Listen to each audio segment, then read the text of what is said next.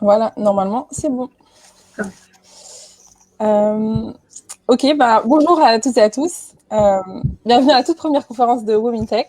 Donc moi, je m'appelle Rania, je suis étudiante en master à l'École Polytechnique de Bruxelles. Et avec Nada, on est présidente de Women Tech. Women Tech, c'est une toute nouvelle initiative étudiante qui vise à promouvoir la diversité des genres à l'École Polytechnique de Bruxelles. Et pour ce faire, on organise plein d'activités.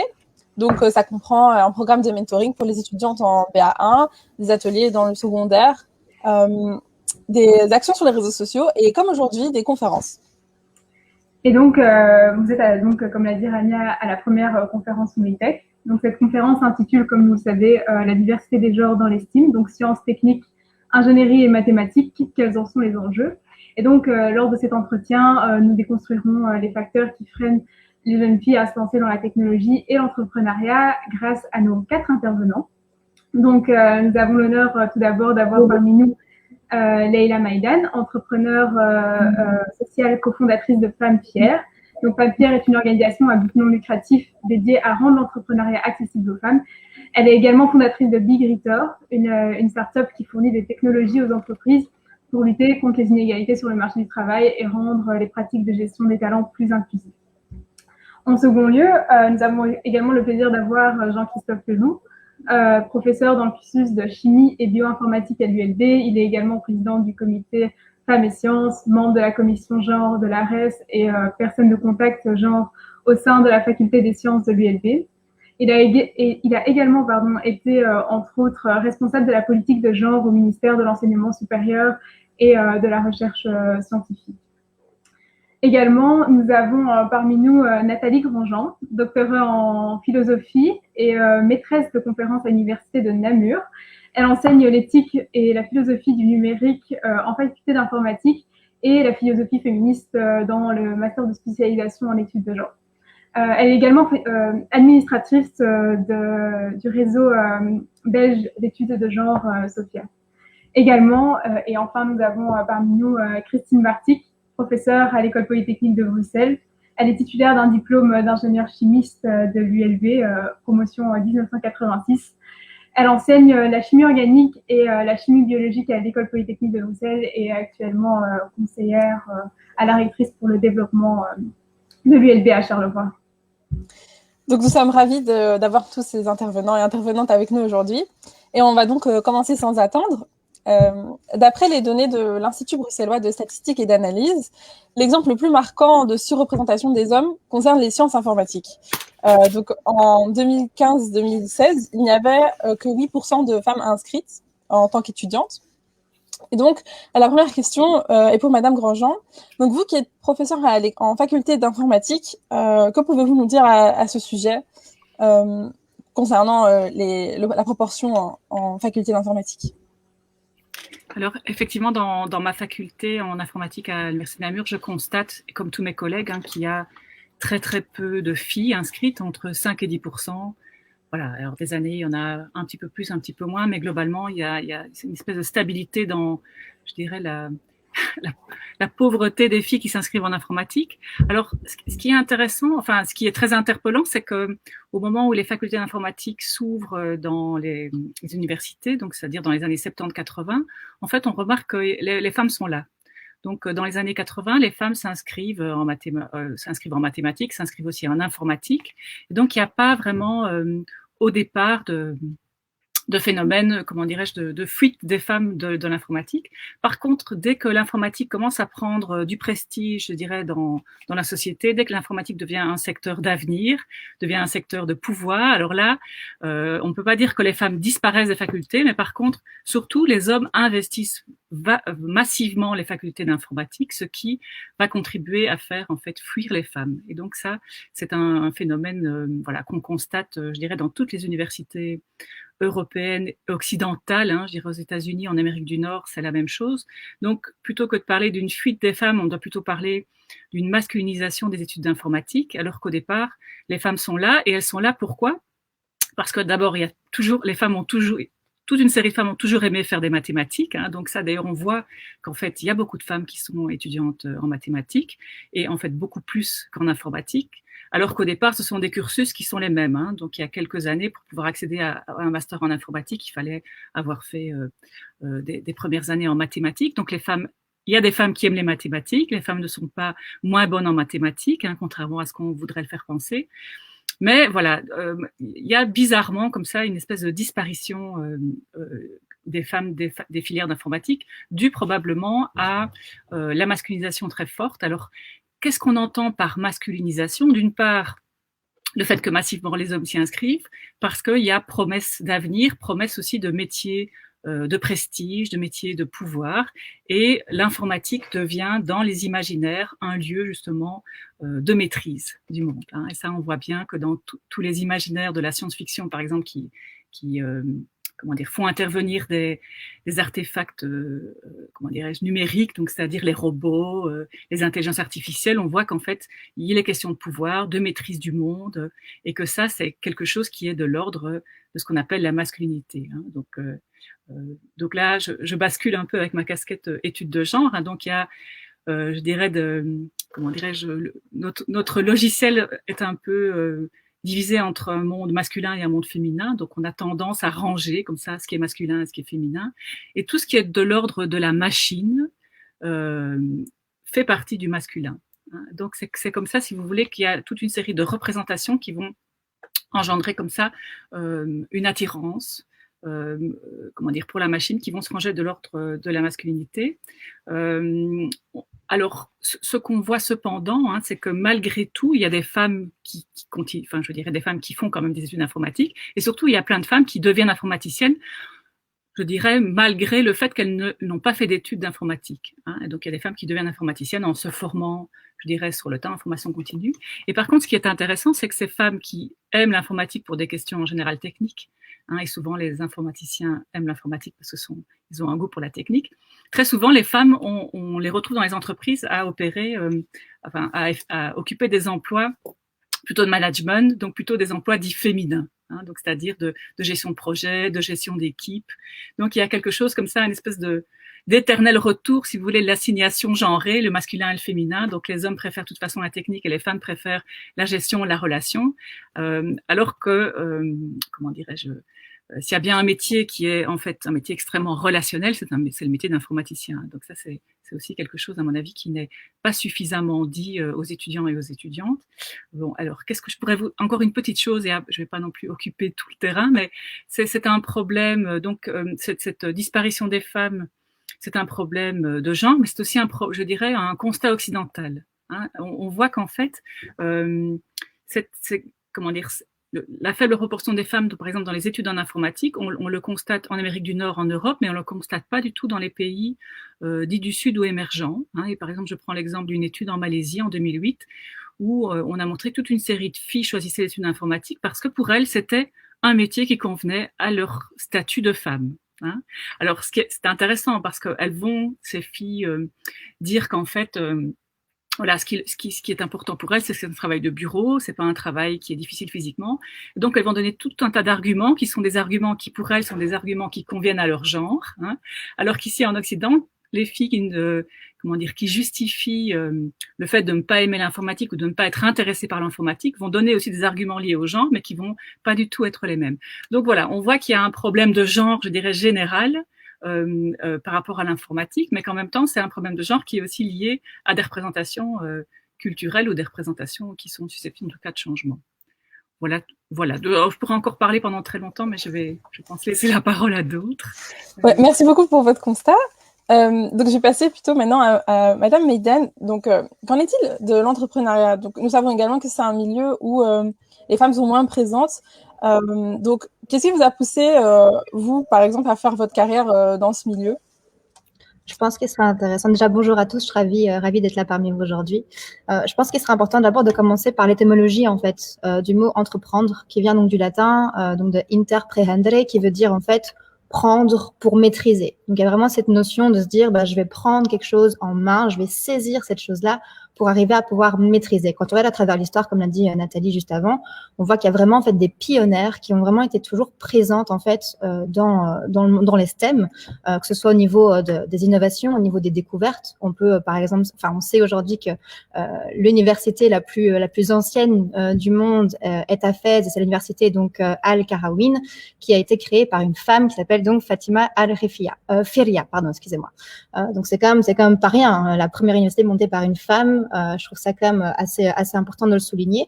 Et puis à travers l'histoire, on voit vraiment différentes innovations, différentes découvertes qui ont été faites par des femmes, que ce soit au niveau du lave-vaisselle, du Wi-Fi, du Kevlax. On a pu aussi attribuer la radioactivité. Donc il y a quand même pas mal de choses qui montrent que les femmes sont entrepreneurs depuis très longtemps.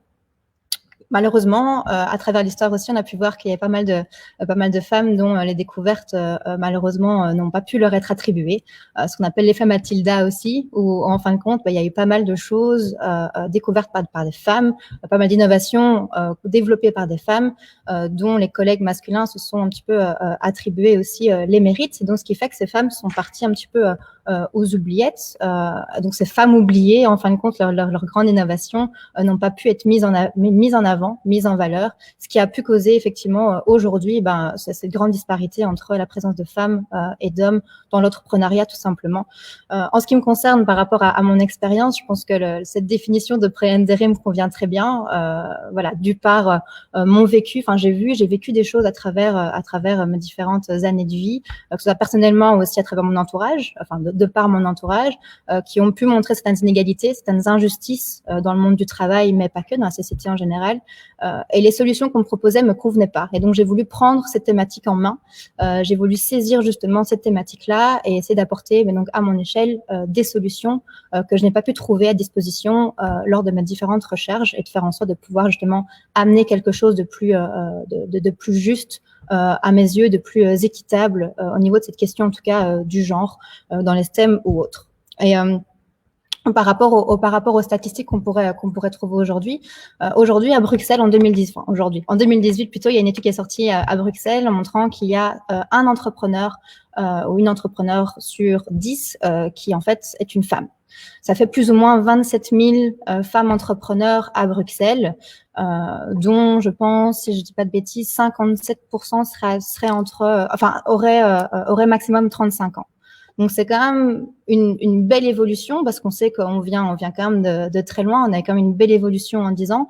Ça reste complètement insuffisant, certes, mais voilà, je pense que c'est dû aussi au fait qu'il n'y a pas eu assez de représentation dans les années précédentes, qu'aujourd'hui, on pourra peut-être en parler plus tard, d'où l'importance de pouvoir avoir justement des femmes qui soient représentées au cours de l'histoire pour justement motiver et encourager les femmes aujourd'hui à dans l'entrepreneuriat. Et grâce à un petit peu toutes ces coopératives d'activités, à tous ces différents médias, que ce soit les Grenades, par exemple l'RTBF ou d'autres médias qui mettent en avant depuis quelques années justement pas mal de femmes, je pense que c'est une des raisons pour lesquelles aujourd'hui on peut attribuer justement cette augmentation au niveau de l'entrepreneuriat. Cependant, à faire attention aussi, c'est qu'on remarque quand même une majorité des entrepreneurs femmes qui se lancent dans des communes quand même assez favorisées. Donc, on va avoir une majorité en fait d'entrepreneurs femmes dans les communes du type Boisfort, du type Woluwe, du type Uccle, alors qu'il y a seulement 3,8% sur les 27 000 femmes qui se trouvent dans des communes de type Molenbeek, Schaerbeek ou le reste dans le nord de Bruxelles. Donc, c'est quand même encore des milieux qui sont très marginalisés et dont les personnes qui subissent des inégalités, de la précarité n'ont encore pas accès en fait. On le remarque très clairement. Donc, c'est là-dessus aussi qu'avec Femmes Fières, on essaie de jouer. On vise justement à toucher ces femmes issues de milieux un peu plus précarisés pour leur rendre l'entrepreneuriat accessible et les aider à pouvoir justement transformer cette idée qu'elles peuvent avoir en un projet concret, en un projet réel, viable, pour qu'elles puissent ensuite se lancer soit via la Smart, soit avec le tremplin indépendant ou d'autres structures, Job Yourself, etc., pour vraiment pouvoir arriver à monétiser, à développer, à scaler leur projet. Mais donc voilà, je vais terminer sur cette petite note positive quand même, qu'il y a une augmentation et que grâce justement à Job Yourself, grâce à la Smart, grâce au tremplin indépendant, on peut justement, la situation s'améliore et j'espère que ça pourra encore continuer comme ça avec de plus en plus d'initiatives telles que Women in Tech ou autres qui voient le jour. Merci. Donc maintenant, Madame Bartik, vous qui avez une formation ou une carrière en ingénierie, et à l'époque où vous aviez fait votre diplôme d'ingénieur à l'école polytechnique, il n'y avait que 15% de jeunes femmes. Il serait intéressant d'avoir votre point de vue. Donc d'une part, qu'est-ce qui vous a poussé à faire vos études en ingénierie et d'avoir continué après dans la recherche en ingénierie, donc plutôt dans l'académique? Donc, pour un petit peu resituer le contexte, un petit peu quelle est la situation du genre dans le monde académique au sens global. Donc, je crois que Nathalie avait déjà fait remarquer que du côté de l'informatique, il y a très peu de filles, mais en moyenne, si on regarde sur tous les cursus à l'université, les filles sont majoritaires. Donc, il y a, je crois, plutôt de l'ordre de 56% de filles qui font leur cursus de bachelier et master, si on fait une moyenne. Mais évidemment, il y a cette très, très grande disparité où on a des cursus qui sont essentiellement féminins et puis on a des cursus qui sont plutôt masculins. Donc, du côté des études, donc des systèmes en général, je crois qu'il y a à peu près 30% de femmes, 70% d'hommes, mais encore avec des disparités. Donc, si on prend architecture, c'est à peu près la parité, et si on prend l'informatique, comme Nathalie a dit, là, la situation est vraiment la plus marquante. Donc, du côté des études d'ingénieurs, donc moi, j'étais d'une promotion où il y avait 15% de filles, mais elles sont guère plus nombreuses cette année-ci. Actuellement, je pense, dans les études d'ingénieurs, peut-être 20%. De nouveau, il y a peut-être des oscillations d'une année à l'autre. Des petites différences dans les cursus qui sont plus féminins. Donc, je crois que le cursus d'ingénieur biomédical, Rania, qui est ton cursus, tu le vois bien, il y a certainement beaucoup plus de filles de ce côté-là. Mais je crois que de nouveau, pour reprendre un peu ce que Nathalie avait aussi dit, certaines caractéristiques féminines, c'est une formation qui a aussi le côté de soins. On va aller vers le patient, vers le médical. L'autre cursus où il y a plus de filles, c'est les ingénieurs architectes, et c'est ce côté créatif qui est aussi quelque chose qui intéresse, qui pousse plus les filles vers le côté créatif. Donc, il y a quand même des filles qui sont là, et les filles qui font les études, elles s'en sortent bien, parce que je crois que c'est un choix positif quand les filles veulent faire ingénieur. Pourquoi moi je l'ai fait? Mais je l'ai fait parce que je voulais créer. J'aimais bien ce côté de création. Je savais toujours que j'allais aller du côté de la chimie, mais il y avait aussi ce côté création, ce côté que je pensais que j'allais trouver un petit peu plus que de faire un cursus de chimie en tant que tel. Et puis, on ne m'a jamais découragée. Donc, je n'ai pas du tout été découragée. Donc, je l'ai fait comme si c'est quelque chose qui était normal. Je me suis jamais retrouvée dans une situation où on me décourageait de le faire. Et je crois que ça, c'est quelque chose qui est très important. C'est à aucun moment de décourager quelqu'un de vouloir le faire, même si je ne savais pas très bien ce que c'était que d'être un travail d'ingénieur, mais j'étais bonne en maths, j'aimais bien la chimie, et donc je l'ai fait. Alors, ma carrière, donc si maintenant on regarde un peu les chiffres dans la carrière des femmes dans le milieu académique, là, plus on monte dans les échelons, moins on trouve des femmes. Donc, je crois que Nathalie l'avait aussi dit, c'est les histoires de promesses de métiers de prestige. Je crois que c'était vu comme ça. On trouve plus d'hommes qui se retrouvent là.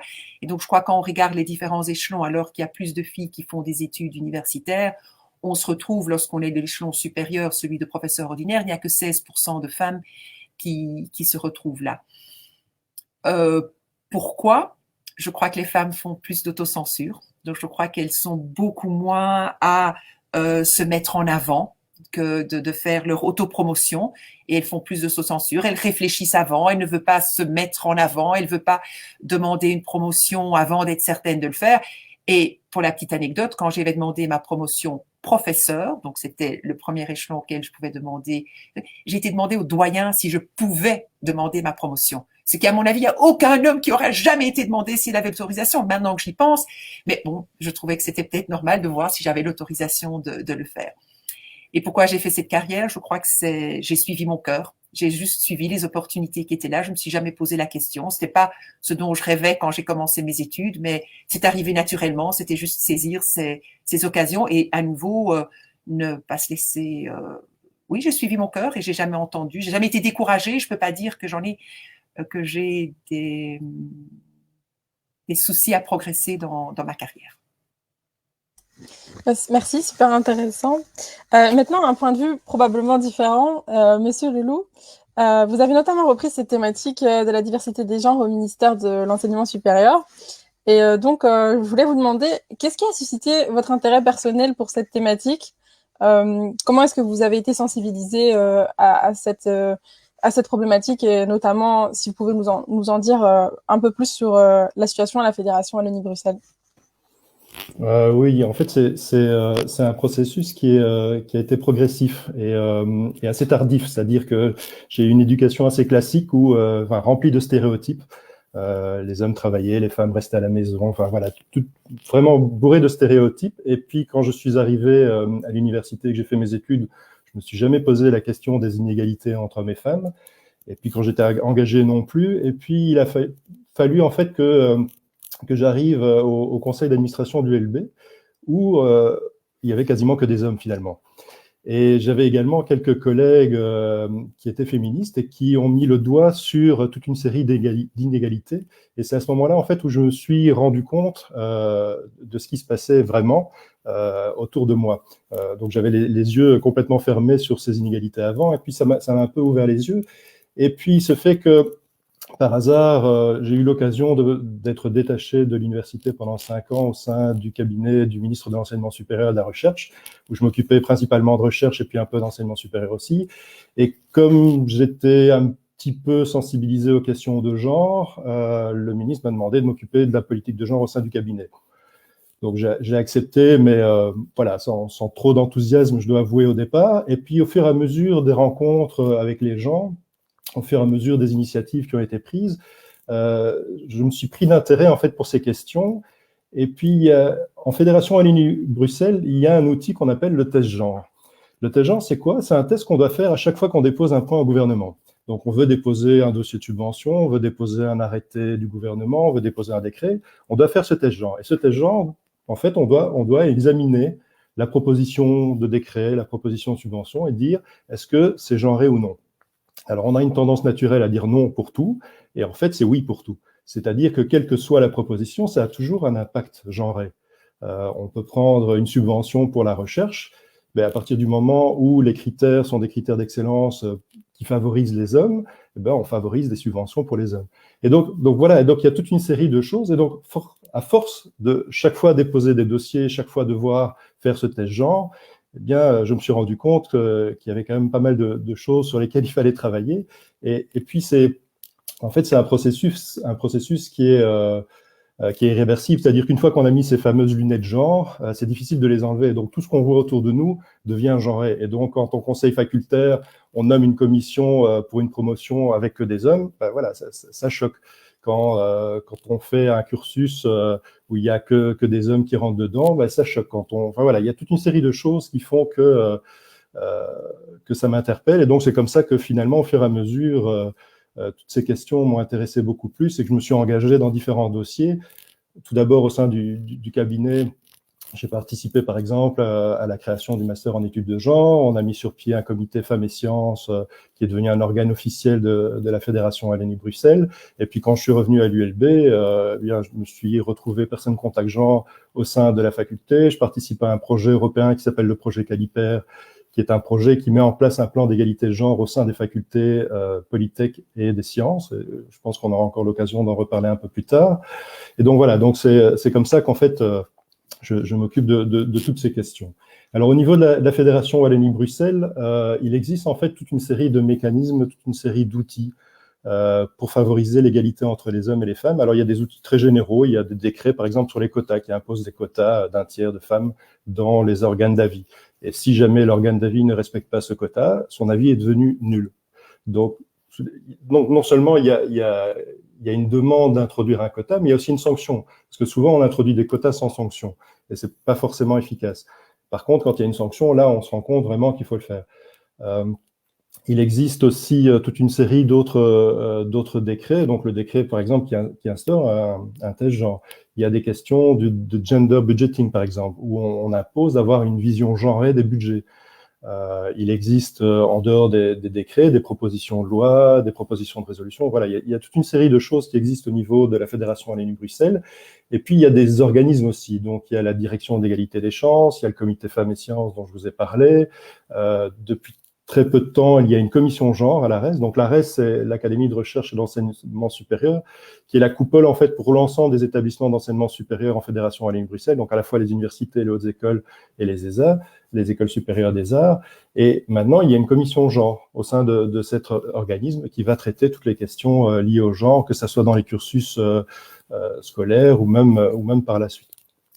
Donc voilà. Et alors, ce qui se passe aussi, c'est que la ministre en charge de l'enseignement supérieur a mis sur pied de manière un peu plus spécifique maintenant des mesures par rapport au STEM.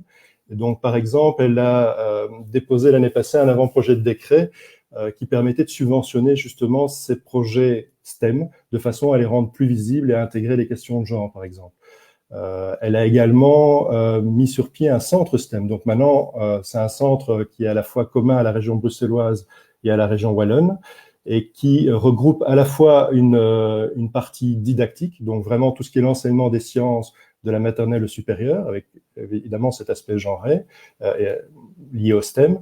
Il y a une coupole, dans cette coupole, il y a un axe qui est lié à la dimension genre, purement genre, et puis il y a un axe qui est lié à la représentation des métiers, donc la suite, ce qui se passe après les études.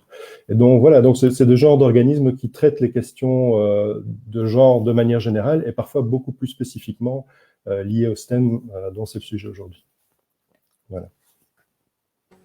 Merci beaucoup. Pour juste revenir à ce qui a été dit, Madame Grandjean, une question qui reste, c'est vous qui avez une formation de philosophe, et qu'est-ce qui vous a poussé à travailler en faculté d'informatique et en études de genre?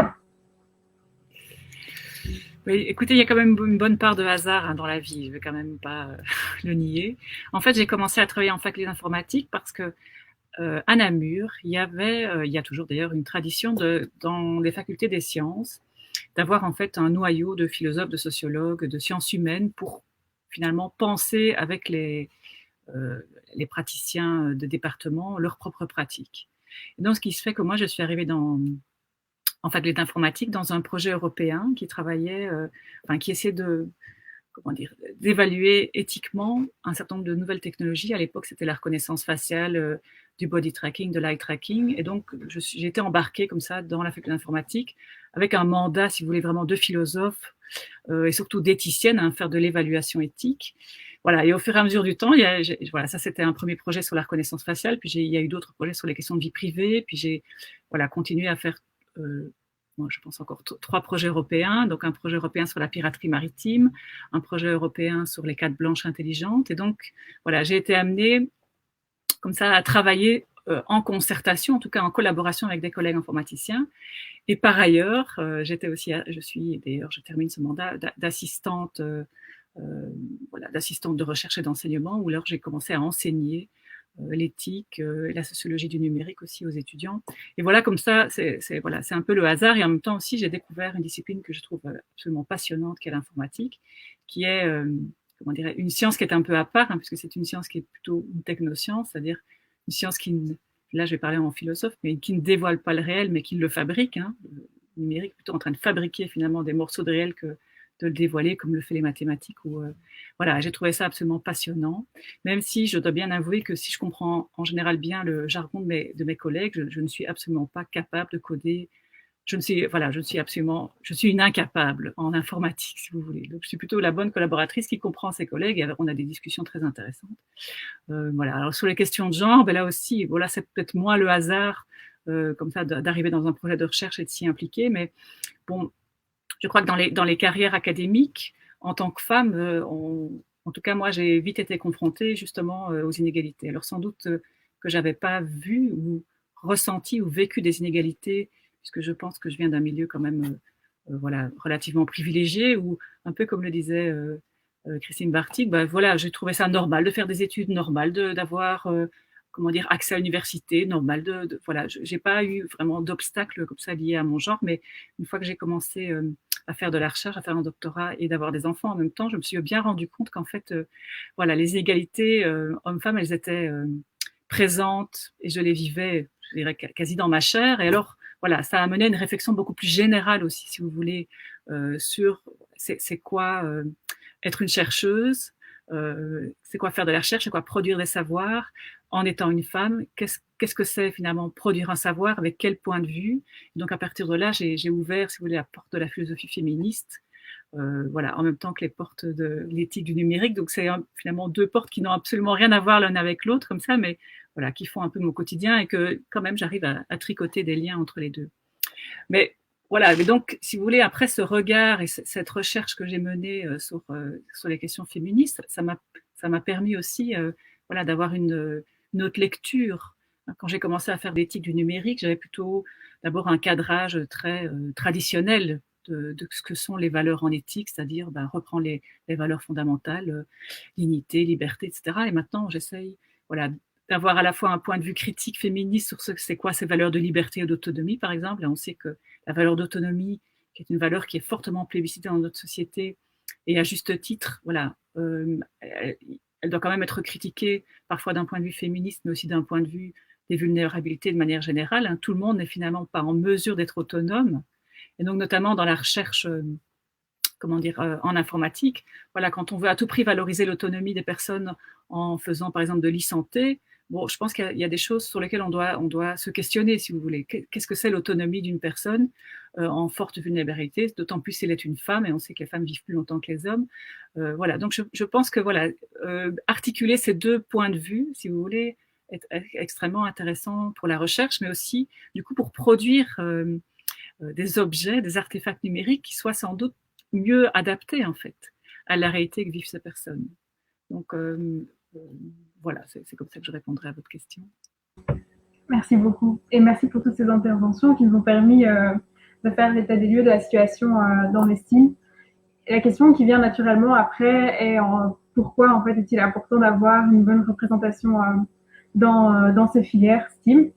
Donc pour donner quelques chiffres illustrant l'impact de l'absence des femmes dans l'innovation technologique. Par exemple, commençons par les voitures. Aussi banal que cela puisse paraître, les voitures ne sont pas conçues pour les femmes.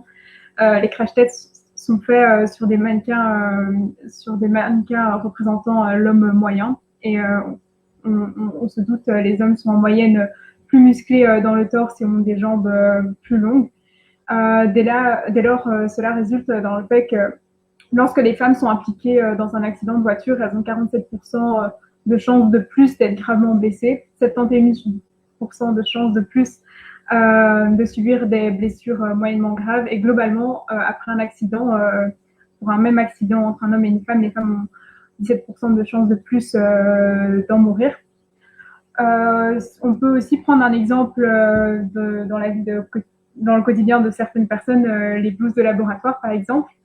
Comme beaucoup d'autres vêtements de travail, en fait, ces blouses ne sont pas conçues pour l'anatomie féminine, bien que ces vêtements sont certifiés souvent unisexes. Bien souvent, les femmes en fait sont considérées comme des petits hommes, et donc les attributs féminins ne sont pas pris en compte. Et par exemple, les hanches plus larges ne sont pas pris en compte lors de la conception du vêtement. Il y a également un autre exemple dans un autre contexte, donc dans le contexte d'intelligence artificielle. Donc des chercheurs brésiliens ont démontré que lorsque l'algorithme de Google Translate traduisait des professions d'une langue qui n'a pas qui est une langue neutre vers une langue genrée comme le français ou l'anglais, l'algorithme a plus tendance à traduire en genre masculin des professions STEM, et donc à traduire il est ingénieur, il est scientifique, et elle est infirmière, par exemple. Donc l'algorithme ne représentait même pas la distribution réelle des travailleurs et des travailleuses.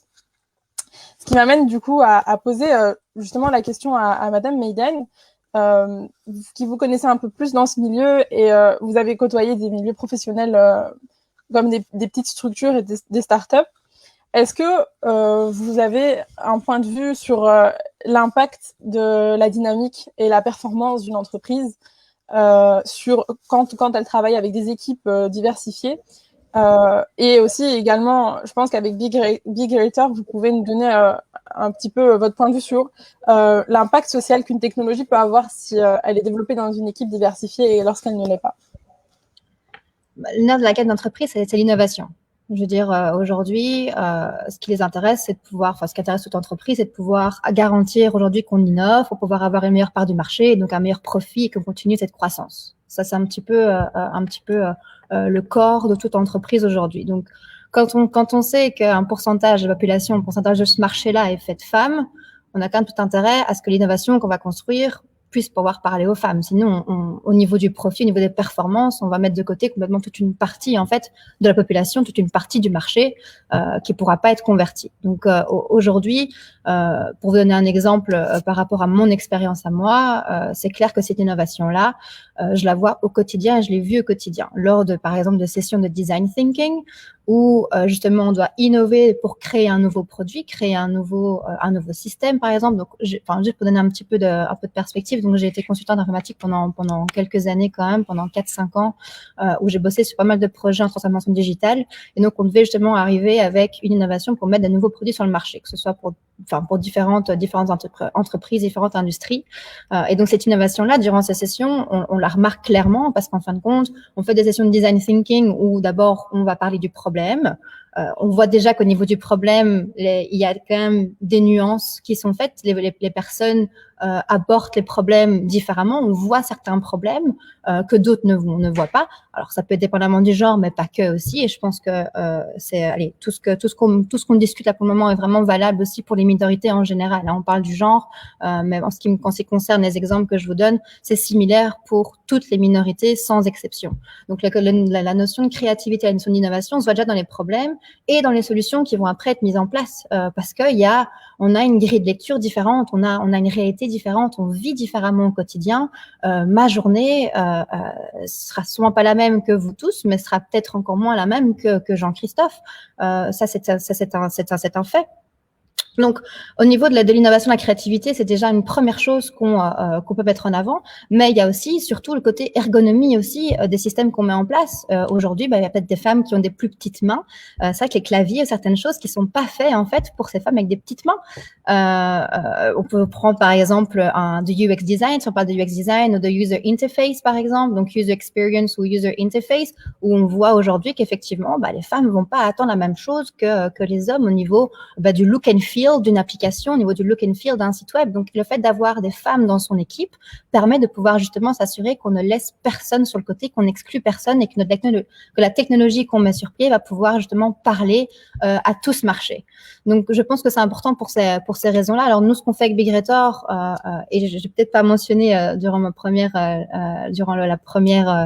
pour la première question, mais en fait, nous, aujourd'hui, ce qu'on veut mettre en place, c'est de pouvoir, on parle de diversité et d'égalité, et d'équité à travers le prisme des compétences. Et aujourd'hui, on peut prouver que les compétences ne sont pas genrées. Une compétence, c'est une compétence. Et donc, si on part du principe qu'aujourd'hui, on engage sur base de compétences, tous ces critères discriminatoires, justement, qui vont être liés soit au genre, à l'âge, à l'ethnicité, à l'orientation sexuelle ou peu importe, la liste est longue aussi de critères discriminatoires. On voit justement qu'on pourra atteindre une meilleure diversité dans la société. Pourquoi? Parce que le talent est réparti de manière uniforme dans cette société. Et donc, si vraiment on prend les compétences, et comme l'a dit les autres intervenants ce soir, qu'on remarque quand même qu'il y a quand même pas mal de femmes aujourd'hui qui suivent ces cursus, donc qui ont ces compétences-là, il n'y a pas de raison qu'elles ne soient plus représentées dans la société à tous les niveaux de l'entreprise. C'est pareil, parce que là, je parle d'embauche, mais c'est le côté promotion, ou comme le disait Christine Barty, qui disait, moi, j'ai été m'assurer quand même que je pouvais avoir cette promotion, que je pouvais pouvoir toucher cette augmentation. C'est pareil dans l'entreprise au quotidien, où en fin de compte, on se rend compte qu'il y a encore pas mal de copinage, pas mal de critères un peu subjectifs qui vont venir rentrer en jeu dans le côté promotion justement d'un ou d'une employée. Donc, le fait de pouvoir avoir une intelligence artificielle qui se base et un référentiel de compétences qui est vraiment au cœur de toutes les décisions, on va arriver non pas à supprimer les biais, mais on va arriver à pouvoir justement mettre en avant les biais, mettre en lumière les biais, les accentuer pour arriver à pouvoir mesurer l'impact de ces biais sur l'algorithme, mesurer l'impact et le risque de ces biais sur les décisions qui vont être prises par cet algorithme. Donc, nous, c'est vraiment ça aujourd'hui sur lequel on travaille. On travaille sur ce référentiel de compétences pour arriver vraiment à pouvoir prendre des décisions qui soient beaucoup plus objectives. Alors, ça va pas supprimer le recruteur, mais par contre, ça va pouvoir justement venir un peu comme étant l'acolyte du recruteur pour s'assurer que les biais humains du recruteur ne vont pas rentrer en compte dans la décision qui va être prise de recrutement ou de promotion. Et ça, aujourd'hui, ça a déjà été prouvé que ça fonctionne. Maintenant, il y a le cas inverse aussi. On va avoir des risques, comme par exemple Amazon en 2018 qui a sorti aussi une plateforme de recrutement. Alors, je tiens à dire, même si j'ai pas les preuves, mais il y avait une majorité, si pas toute l'équipe de développeurs qui était constituée, d'hommes, en fait. Il n'y avait pas de femmes dans cette équipe de développement. Ce qui fait qu'en fin de compte, Amazon s'est rendu compte assez rapidement que leur algorithme biaisait les femmes. Donc, pour chaque CV, qui était déposé par une femme, c'était toujours, en fait, un homme qui allait être favorisé, qui allait être pris pour le job. Parce qu'en fait, ils se sont pas du tout penchés, sur des CV féminins. Ils ont pris que des CV masculins pour illustrer des profils de réussite, en fait, des profils successful pour un job, ce qui fait que l'algorithme se dit, tiens, vu qu'il y a que des hommes qui, en fin de compte, me sont donnés et qui me prouvent que ces personnes-là sont quand même les plus aptes à réussir dans un job, je vais sélectionner un profil masculin. Donc, les femmes se sont très rapidement fait exclure, non pas parce que les développeurs voulaient les exclure, mais parce qu'en fait, ils ne nous ont pas pris en compte, ils n'ont pas vu cette grille de lecture-là. Les données biaisées, en fait, ne les ont pas sautées aux yeux, tout simplement. Donc, quand on parle de biais, on parle de données et on parle de paramétrage. Et vraiment, ces deux aspects-là, super importants à prendre en compte. Donc, je vous parle d'Amazon. Je peux aussi vous parler, par exemple, de tout ce qui est headset pour la réalité virtuelle. Aujourd'hui, il y a plus de chances qu'une femme, en fait, soit malade après avoir porté ce casque de réalité virtuelle qu'un homme dû à un positionnement des pupilles ou le fait qu'elles soient un peu plus rapprochées chez 90% des femmes. Donc voilà, ça c'est un autre risque. Vous avez aussi au tout début de la reconnaissance vocale, elle ne reconnaissait pas les femmes. Donc, vous pouviez parler pendant des heures. En fait, la reconnaissance ne vous allait pas reconnaître. Alors, c'est marrant parce qu'en plus, aujourd'hui, on voit que les 3/4 assistants sont quand même avec des voix féminines. Donc, c'est complètement aberrant, certaines choses qu'on remarque. Il y a, effectivement, comme l'a mentionné Rania, il y a le côté aussi Google Translate. Enfin, il y a vraiment pas mal de choses qui ressortent, qui font que si on n'a pas une équipe diversifiée derrière, en fait, ce développement technologique, on va avoir des données qu'on ne pourra pas remarquer. Et de nouveau, là, on parle de genre. Je peux vous parler aussi d'ethnicité et de plein d'autres critères. Et donc, c'est hyper important de pouvoir avoir une équipe diversifiée, non pas seulement au niveau démographique, mais aussi au niveau de tout ce qui est cognitif, au niveau aussi de tout ce qui est expérience. On parle de situations aussi socio-économiques différentes, de diplômes aussi différents. Enfin voilà, il faut pas aujourd'hui juste se focaliser, même si c'est le sujet, mais c'est important de pouvoir voir aussi les autres spectrums en fait que celui du genre et se rendre bien compte que si par exemple maintenant on n'a qu'une équipe avec une moyenne d'âge de 20 ans, on risque en fait de défavoriser des personnes un peu plus âgées. Enfin, c'était le cas chez une entreprise avec laquelle j'ai pu échanger, où ils se sont rendus compte qu'en fait la moyenne d'âge chez eux c'était 27 ans et ils comprenaient pas pourquoi en fait c'était 27 ans. Et donc en fait c'est parce qu'il y a des biais d'âge. Même moi, il y a un outil qui est sorti d'Harvard qui s'appelle implicit.harvard.eu, ou j'ai oublié je pourrais vous l'envoyer si ça vous intéresse. Et en fait on peut tester ces biais. On peut voir justement quels sont nos biais. Alors c'est pas est-ce qu'on a des biais, est-ce qu'on a tous des biais, c'est plutôt quels sont nos biais. Et par exemple, moi je l'ai fait et en toute humilité, c'est vrai que j'ai tendance à favoriser les plus jeunes parce que c'est aussi les culturels. Je veux dire voilà, on est en société occidentale. Si j'avais peut-être été au Japon, grandi au Japon, peut-être que ça avait été différent. Peut-être que j'aurais peut-être favorisé un peu plus âgés. Qui sait. Mais en tout cas voilà, moi j'ai des biais par rapport à l'âge aujourd'hui. Peut-être d'autres non par rapport à d'autres critères discriminatoires. Alors, pourquoi c'est important? C'est important aussi d'avoir des femmes dans la conception même de ces algos, dans la conception même de ces technologies, parce qu'en fin de compte, on se rend compte aujourd'hui, avec la crise sanitaire, encore plus qu'avant, qu'il y a pas mal de femmes en fait qui sont impactées. Pourquoi? Parce qu'elles se retrouvent dans des jobs plus précarisés. Donc dans ces jobs plus précarisés, elles ont été beaucoup plus touchées par la crise. On voit aussi qu'il y a un nombre élevé quand même de femmes NEET, donc NEET, Not in Employment, Education and Technology. Pourquoi? Parce que justement, je pense qu'il y a réellement, comme on disait par rapport au statu quo, à cette situation de statu quo, il n'y a pas de rôle modèle. Il n'y a pas assez de femmes justement qui sont là. Et je parle pour moi en tant que femme aussi entrepreneur, maintenant femme entrepreneur dans la tech. je peux vous assurer qu'en fait, j'ai absolument pas trouvé de personnes quand j'étais plus jeune qui faisaient ce que j'avais envie de faire, et donc je devais me raccrocher à d'autres choses, et j'étais un petit peu en contre-courant. J'ai toujours essayé un peu de forcer aussi. Enfin, une fois que j'ai un truc en tête, il faut y aller pour me l'enlever, donc j'ai jamais lâché. Mais c'est vrai que c'est pas quelque chose d'évident en fin de compte. Il n'y a pas beaucoup de personnes qui peut-être aujourd'hui pourraient se dire ben tiens, en fin de compte, j'ai envie de faire ça, et qui ne lâcheraient pas parce qu'il y a des obstacles. Les obstacles, ils sont hyper nombreux. Enfin, c'est pas parce que on se dit qu'on est fort, et je pense absolument pas être la personne la plus forte ici, soit dans ce panel ou sur Terre en général, mais il y a vraiment des obstacles aujourd'hui qui sont présents, soit dans le recrutement que j'ai pu faire quand j'étais recruteuse, ou dans mes différentes expériences. On a essayé à chaque fois de me bloquer. Et dans l'entrepreneuriat aussi, il y a des fois où on essaye de mettre des bâtons dans les roues parce qu'on n'a pas sa place. Et voilà, on peut peut-être être plus stressé par rapport à certaines choses, ou moins être en confiance. Et donc, par rapport à ça aussi, je veux bien rebondir sur une étude qui a été faite en 2008 qui porte en fait sur un test de maths qui a été effectué sur 300 000 étudiants, adolescents et adolescentes dans 40 pays. Et en fait, ce test de maths, en fait, ce qu'ils ont démontré, c'est qu'en fait, l'écart de performance entre les femmes et les hommes peut être corrélé, peut être corrélé à l'index d'émancipation des femmes. Donc, en fait, on voit vraiment que l'éducation et la culture a une influence directe. Donc, l'estime de soi, les stéréotypes genrés ont une influence directe sur notre ambition, sur notre façon de gérer notre vie, et sur plein d'autres aspects, qui fait qu'en fin de compte, aujourd'hui, on a ces exemples que Rania mentionne, que tout le monde a mentionné aujourd'hui, concernant le manque de représentation dans les STEM, soit au niveau des études et puis au niveau des jobs. Merci beaucoup, Leïla, pour cette intervention très intéressante. On va en venir maintenant à la formation plutôt que le monde pro. Nathalie, les données bruxelloises actuellement montrent que les femmes, comme Christine l'a mentionné au tout début, sont plus nombreuses de manière générale dans l'enseignement supérieur. Donc on parle d'un peu plus que 50%. Sauf dans les orientations STEM, donc sciences techniques, ingénierie et mathématiques. Et donc, selon vous, quelles sont les conséquences de ce déséquilibre?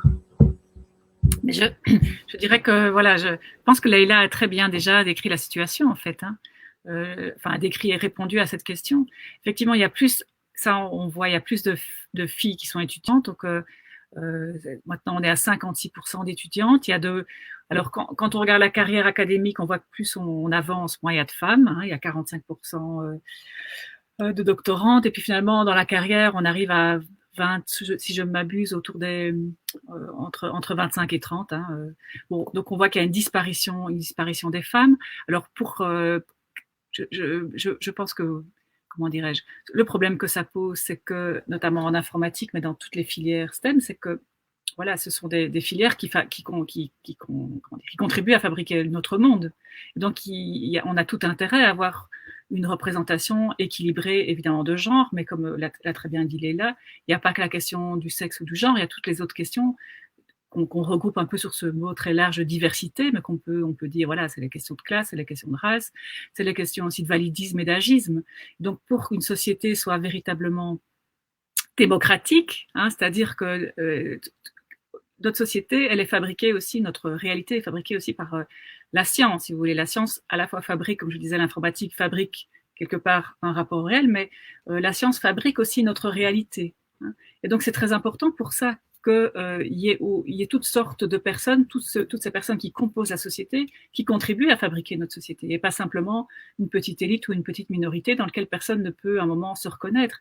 Et quand je lis ici quelques commentaires, je vois dans le fil des commentaires, je vois quelqu'un qui dit, voilà, les grands scientifiques et les milliardaires sont des hommes. Alors, d'une part, il y a des statistiques qui montrent qu'effectivement les grands scientifiques sont des hommes, mais c'est intéressant, c'est de se demander pourquoi. Pourquoi ce sont les hommes qui sont à un moment toujours plus valorisés que les femmes? Pourquoi les femmes aussi laissent leur place aux hommes? Et c'est ce que Leïla disait sur l'effet Mathilda. Pourquoi aussi, comment dirais-je, on a toujours tendance à plus valoriser les parcours d'hommes? Et comment dirais-je, et quand on valorise alors des parcours de femmes extrêmement brillants, on se rend compte qu'en fait, on fait pire que bien. Hein, parce que quand on est une jeune femme, par exemple, qui veut s'engager dans une voie où on se dit, bon, j'ai envie de le faire, je sens que je peux le faire, mais en même temps, je vois bien que c'est pas tout à fait ma place. Si on a ce qu'on appelle des rôles modèles, genre Marie Curie, hein, qui est toujours un peu le rôle modèle, un peu type on se dit, mais en fait, c'est une vie, c'est quasi impossible, parce que comment se dire qu'on va ressembler à Marie Curie, c'est-à-dire avoir 2 prix Nobel. Je veux dire, c'est de l'ordre de l'impossible.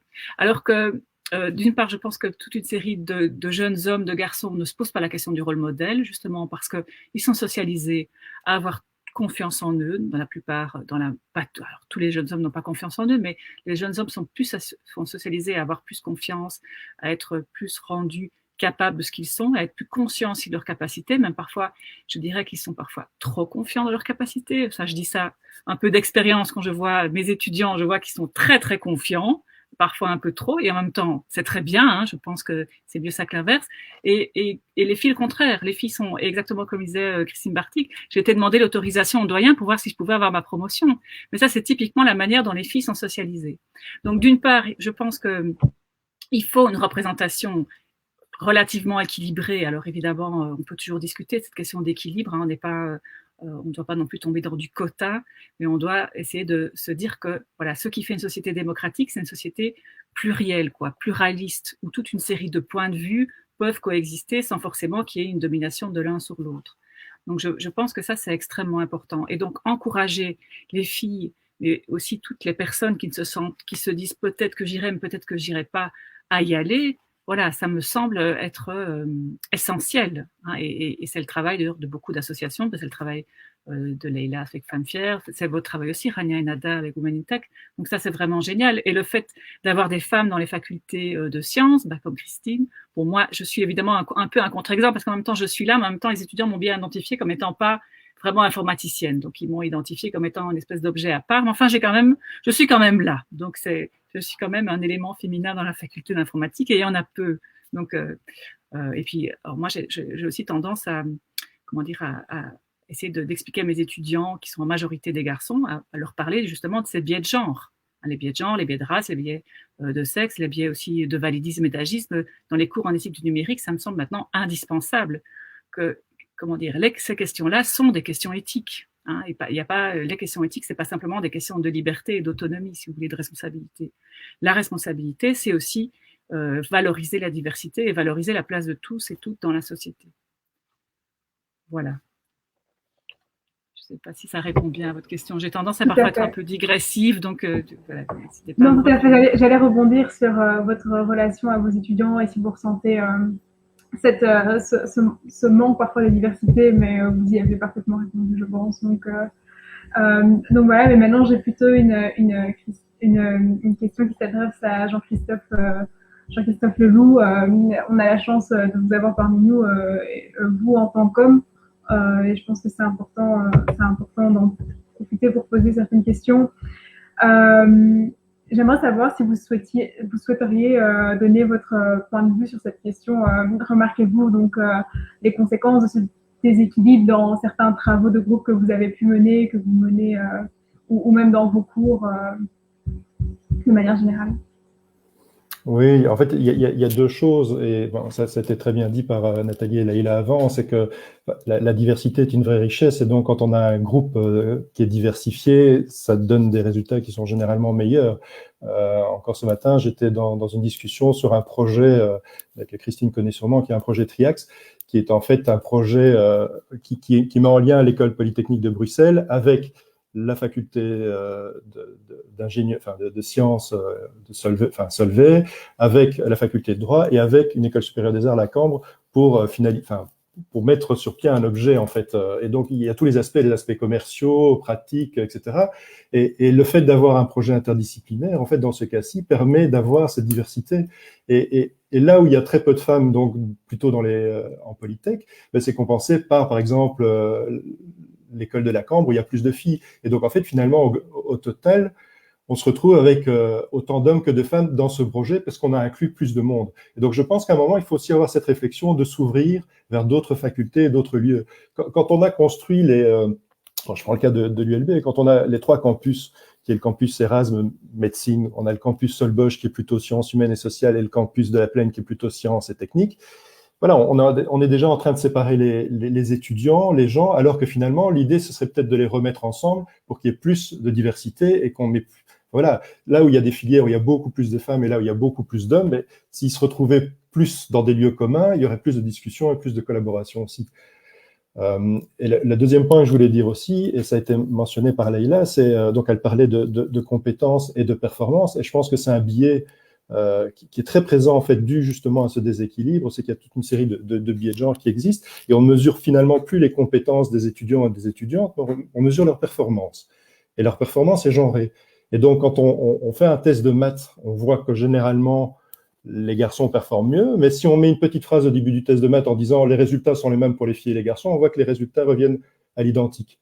Il y a eu des expériences qui ont montré, par exemple, quand on donne un exercice à faire à un groupe de garçons et de filles en disant voilà, c'est un exercice de géométrie, en général, les garçons performent mieux. Et puis tout d'un coup, on dit voilà, le même exercice, ceci est un exercice de dessin. Et tout d'un coup, c'est les filles qui performent mieux. Donc voilà, donc je pense qu'il y a toute une réflexion à avoir aussi sur la façon dont on enseigne et la façon dont on aborde les questions par rapport à ces questions genrées. Merci beaucoup. Un dernier domaine qu'on n'a pas encore évoqué, c'est le domaine de la recherche. Et là, je m'adresse plutôt à vous, Christine Bartik, vous qui êtes active en recherche au sein de l'École polytechnique de Bruxelles. Constatez-vous un manque de diversité dans la recherche? Mais je crois qu'ici, la réponse va vraiment être la même chose que ce que Leïla a pu dire pour l'innovation, ou ce que Jean-Christophe vient de dire, ou Nathalie. Je crois que cette diversité est une grande richesse, qu'importe le domaine où on est, ça, de toute façon. Donc je crois que, est-ce qu'il y a un manque? En tout cas, oui, il y a un manque en Polytech parce qu'il n'y a pas assez de femmes qui sont en Polytech. Et donc, ça va l'être. Il y a beaucoup moins il y a moins d'étudiantes, il y a aussi moins de doctorantes. Et au niveau corps académique, on est très, très, très peu nombreuses au niveau corps académique des femmes qui sont en Polytech. Donc, oui, on pourrait être mieux. Oui, il faut faire des choses. Donc, je crois que c'est quelque chose d'autre, un autre point qu'il faut aborder. Mais cette diversité est une très, très, très, très grande richesse. Les gens viennent, déjà même, rien à voir même avec le genre, c'est juste l'individualité, c'est se confronter à différents points de vue qui vont être là. Donc, je crois que le genre, évidemment, est une des questions qui peut un petit peu faire une façon de diviser. Mais comme je dis, je crois que cette question d'égalité des genres ou c'est pas même une question d'être politiquement correct. Moi, je crois que c'est juste pour laisser que chacun doit pouvoir s'exprimer pour tout son potentiel. Et il faut que chacun puisse faire ce qu'il a envie de faire. Il faut pas décourager qui que ce soit. Il faut vraiment casser ces barrières qui ne sont que des barrières artificielles que nous avons construites dans de nombreux cas. Donc, je ne peux qu'adhérer à ce qu'ont dit tous mes collègues. Merci beaucoup pour vos interventions. Alors, je voulais juste rajouter une toute petite chose par rapport à la recherche, c'est que maintenant l'Union européenne encourage fortement dans tous les nouveaux instruments de financement que sont avant c'était Horizon 2020, maintenant c'est Horizon 2020, maintenant c'est Horizon Europe, c'est-à-dire les grands instruments de financement de la recherche au niveau européen. Maintenant il y a vraiment une obligation. Alors c'est pas non plus, c'est pas des coups de fouet et la prison si évidemment on ne respecte pas la question du genre, mais je trouve que ça, c'est très intéressant, quoi. Je trouve que là, l'Union européenne, elle a vraiment joué un rôle très important dans cette idée que, voilà, pour faire une bonne recherche, exactement comme on vient de le dire tous, pour faire une bonne recherche, il faut la diversité des points de vue, la diversité des disciplines, mais aussi la diversité des genres. Et donc, il y a dans chaque, quand vous déposez, vous répondez à un appel à projet, vous devez montrer qu'en fait, vous avez réfléchi à l'impact du genre dans votre projet, tant dans la constitution de votre équipe, mais aussi dans la manière dont vous allez construire vos savoirs.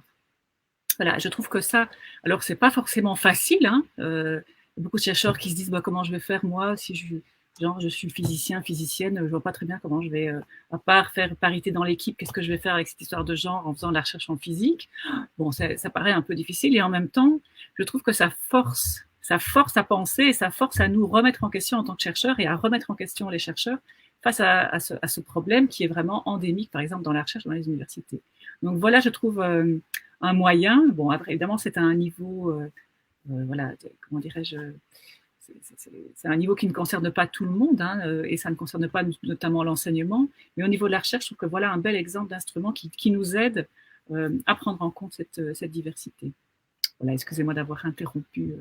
Mais juste pour compléter ça, ils y sont arrivés, mais pas à pas, parce que je crois que les questions de genre s'y trouvaient, mais quand on passait devant un jury pour évaluer ces projets, le jury, et encore il y a une dizaine, quinzaine d'années, était exclusivement masculin. Donc petit à petit, mais bon, ça bouge, ça bouge. Ça ne se fait pas en un jour. Hein. Ouais. Non, ça se fait pas en un jour, mais c'est important que ça... Non, non, et c'est vrai qu'au début, enfin il y a 10-15 ans, quand on répondait à des projets, je me souviens que voilà, dire simplement on va engager telle et telle, une telle, ce sont des femmes, alors voilà, ça y est, on a réglé notre problème de genre, on ne doit plus trop se tracasser, ou bien dire chez nous il y a une femme justement dans la faculté d'informatique, il y a une femme, et donc vous voyez, on pense au genre. Et donc ça passait. Maintenant, je pense que ça passe de moins en moins ce genre de choses. Hein. Je pense que de plus en plus d'évaluateurs, évaluatrices sont formés justement à ça, à c'est quoi cette unité de genre dans la recherche. Voilà, donc ça vient petit à petit, voilà, entre guillemets un peu de patience, mais en même temps, voilà, moi je retiens cette leçon, il n'y a pas de pente naturelle vers l'égalité, quoi. Donc se dire si on force pas un peu les choses, on va pas y arriver. Donc il faut pas non plus, il faut pas des coups de fouet et de la mise en prison, mais il faut quand même à un moment des instruments qui disent clairement où on doit aller on doit être dans cette direction-là, je pense. J'aimerais bien rebondir sur ce que Nathalie et Christine ont mentionné, parce que justement, on parle des fonds publics, des subsides. Ce serait intéressant aussi de pouvoir parler des fonds privés via des fonds d'investissement, des VC. En 2020, il n'y a que 2,3% de startups qui sont gérées par des femmes qui ont été financées. C'est 2,3%. Enfin, si vous imaginez le nombre de startups qui se lancent chaque année, le nombre de CEO, le nombre de moyens qui sont mis à disposition, enfin, le nombre d'argent disponible, il y a que 2,3% de startups qui ont été financées l'année passée. Et ça a régressé. En 2019, on était à 2,8%. Donc, on a régressé avec le temps.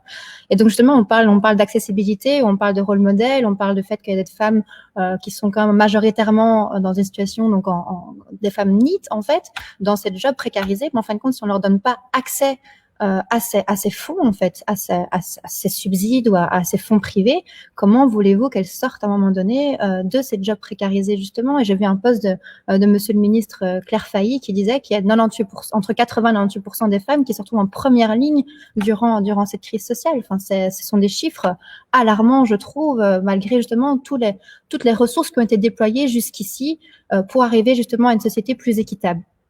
Donc au niveau des fonds d'investissement, voilà, on remarque quand même qu'il y a encore aujourd'hui, il y a pas de quota dans les fonds d'investissement, il n'y a pas de quota de diversité, il n'y a pas de quota de genre, et donc la majorité aujourd'hui sont menés par des hommes qui financent des hommes. Et de nouveau, on va parler de toutes les minorités, parce que ça n'impacte pas que la question de genre. La minorité aussi ethnique est impactée, donc je pense qu'il y a aujourd'hui vraiment des choses à mettre en place au niveau privé, pas seulement au niveau public, mais il faut pouvoir aujourd'hui garantir une certaine parité dans ces fonds d'investissement qui vont pouvoir ouvrir justement les financements à tout un autre public, une autre catégorie de personnes qui ne sont pas considérées aujourd'hui et qui font qu'ils n'ont pas accès justement à cette possibilité de pouvoir se sortir un peu de cette situation socio-économique défavorable des fois. Donc voilà, je pense que c'était important de mentionner aussi ce côté privé qui aujourd'hui en fait est encore aberrant. Merci beaucoup. Ça me permet de rebondir extrêmement bien sur la dernière partie qui est que faire. C'est là où on en vient après notre discussion. Quelles sont les actions qu'il faut mener pour impliquer les femmes dans l'innovation technologique. Par exemple, à notre échelle, avec WomenTech, on a mis en place un programme de mentoring à l'EPB entre étudiantes de bachelier 1 et de master, car comme on en a discuté ou comme ça a été évoqué, on pense également qu'il est important d'avoir des rôles modèles contemporaines, et ça permet aux étudiantes du coup de BA1 de s'accrocher, de se projeter dans leurs études au mieux. Également, on organise des stages d'observation auprès de certaines entreprises pour des filles déjà plus avancées dans le cursus, en fin de parcours, pour qu'elles se projettent dans le domaine professionnel de la tech, donc au-delà, et qu'elles poursuivent dans ces filières. Et donc, il est évident que, de manière générale, plusieurs actions sont menées. Toutefois, et là, je m'adresse à vous tous, comment faire une bonne campagne efficace. Concrètement, comment fait-on bouger les choses? Et là, je vais commencer par Leïla. Vous qui êtes fondatrice et cofondatrice d'organisations qui visent à inclure les femmes davantage dans l'entrepreneuriat et le numérique, comment menez-vous vos actions avec vos organisations pour concrètement inclure les femmes, pour avoir un résultat concret? J'essaye de raconter l'histoire différemment.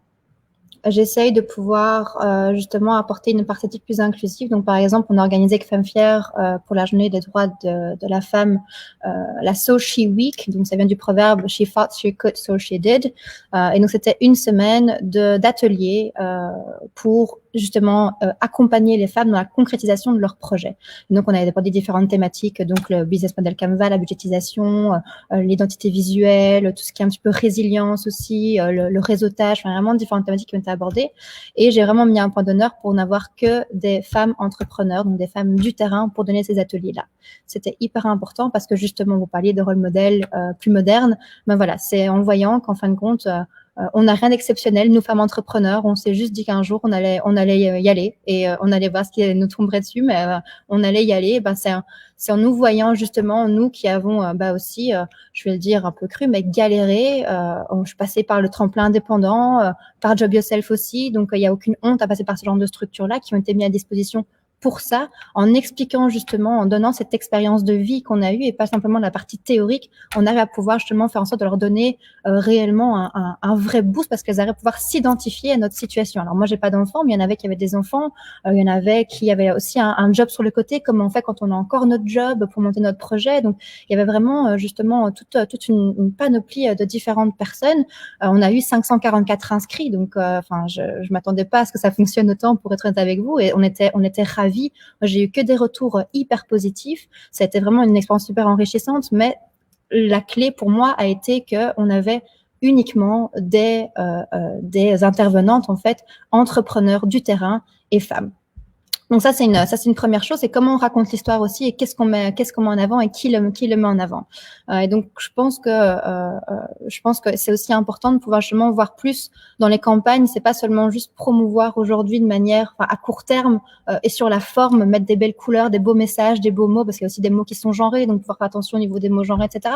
C'est vraiment une histoire de fond en fait. C'est tant qu'on changera pas le fond, les bases qui est l'histoire, on parle d'effet Mathilda, mais tant qu'on donnera pas vraiment le crédit à celles qui le méritent, tant qu'on mettra pas justement des profils en avant. Enfin, je veux quand même vous dire que quand c'était la guerre, c'est les femmes qui sont restées pour gérer le pays. Enfin, donc voilà, et ça, on a tendance à l'oublier aussi. Donc, voir mettre ces femmes en avant, je trouve ça hyper important. Il y a aussi une dimension. Alors là, je vais balancer avec une autre casquette qui est la casquette de Big Data, la casquette tech, où en fait, il y a d'énormes préjugés par rapport au métier dans la tech. Moi, je le vois, je donne des interventions dans des écoles, que ce soit secondaires ou autres, où j'en parle dans mon entourage, avec Femmes Fières, et c'est tu fais de la tech, t'es développeur, on nous voit comme des geeks. Alors moi, je suis comme Nathalie, j'en touche pas une en code, et c'est pas pour ça que j'ai lancé Big Retor, mais il y a plein d'autres métiers. Enfin, j'ai pu découvrir pendant que je suis la consultante, justement toute la panoplie de métiers en fait qui existent, ce soit dans l'analyse, ce soit dans le testing, dans le management, dans le design. Enfin, il y a tout un life cycle, un cycle de vie du produit qui fait qu'il n'y a pas la partie développement. Et aujourd'hui, les femmes, j'ai l'impression encore pas mal, ont tendance justement à avoir ces préjugés qui font que elles n'arrivent pas à se visualiser dans la peau d'un geek, dans la peau d'un nerd qui va être derrière son PC H24. Et donc, on essaie aussi de pouvoir démystifier justement cette partie préjugée et montrer justement qu'il y a pas mal d'autres rôles qui demandent des compétences humaines qu'elles ont déjà et pas que des compétences techniques. Et donc, il y a aussi le côté compétences humaines qu'on met fort en avant.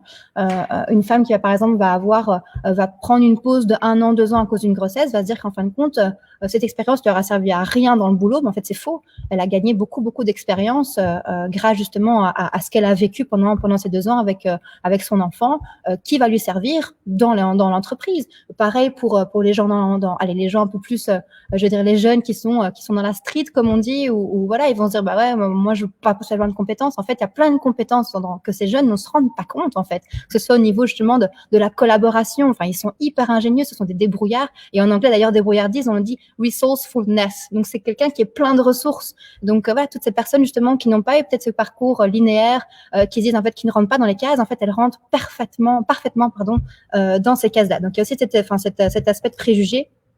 Et puis voilà, je pense qu'en général, en plus des actions qu'on mène, voilà, avec Femmes Fières pour un entrepreneuriat accessible, avec Migratoire pour lutter contre les inégalités, grâce à un outil qui sera beaucoup plus objectif, je pense qu'il faut vraiment pouvoir arriver aujourd'hui à inclure les femmes dans le quotidien en fait. On va parler par exemple de la question de l'harcèlement. Aujourd'hui, ben voilà, il y a encore des gros points d'interrogation par rapport aux mesures qui sont prises, par rapport aux lois qui sont mises en place pour la protection des femmes, que ce soit dans l'espace public ou à la maison. Enfin, on a eu un féminicide encore dimanche passé. Enfin, donc voilà, il y a plein de questions comme ça qui aujourd'hui font en sorte que nous, enfin femmes, on va peut-être effectivement se sentir exclus de facto en fait, en disant de toute façon s'en foutent, enfin les décideurs s'en foutent complètement, et donc on peut se sentir à un moment donné, je veux dire, discriminé sans même avoir tenter notre chance en fait.